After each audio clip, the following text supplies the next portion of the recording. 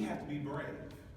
We have to be brave in not only trying to understand the multiple moves we might go through, but we have to be brave in understanding that this is not the end.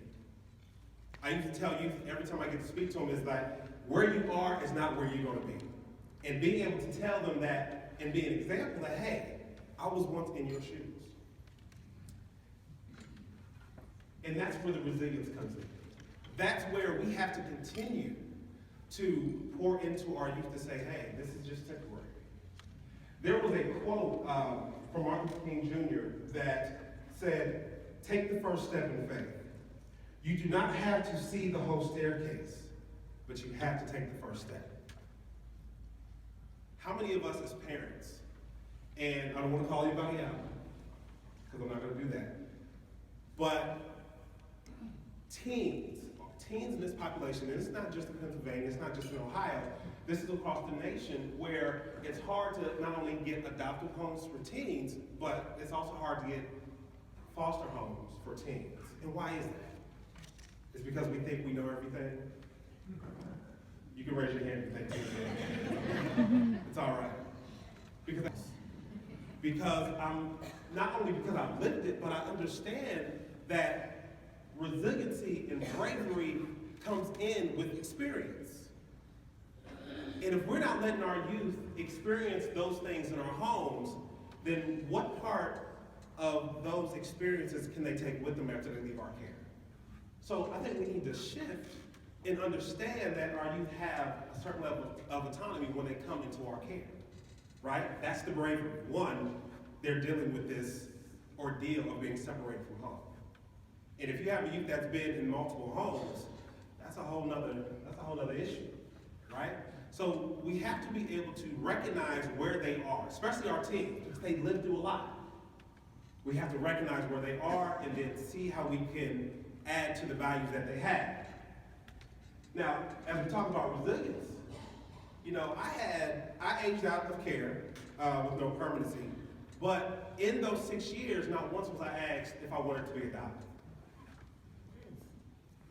Let me repeat that.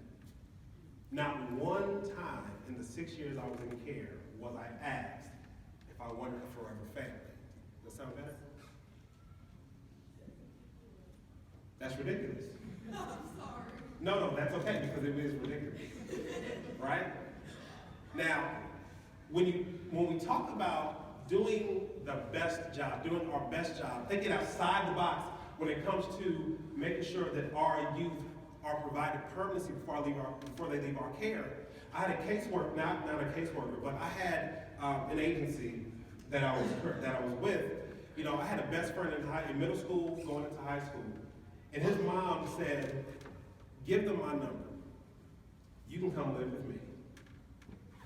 You would think that would be like perfect, right? That would be the perfect situation when it comes to trying to find a teen a home. Do you know they did not follow up with that young lady? Not once. She said, well, they haven't called Jamal. What are they doing? I'm ready to do the background check. I'm ready to do the home study. I'm ready for them to come through and kind of okay the home so you can come and live with me. And not once did they follow up. So it's important to make sure that we exhaust every opportunity to find permanency for our youth. Now, what recently has happened is, you know, growing up, I never knew my father, my biological father. Someone want to get that? Growing up, I never knew my biological father.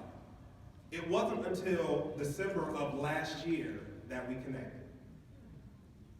And in that connection, I found out I have 12 other siblings, right? I know Papa was a Rolling Stone. And the funny thing is, when I found out that I had all of these siblings, I literally got in my car and listened to that song. It was a whole new meaning to me, right? Like, wherever he laid his hat was his home. This is true, right?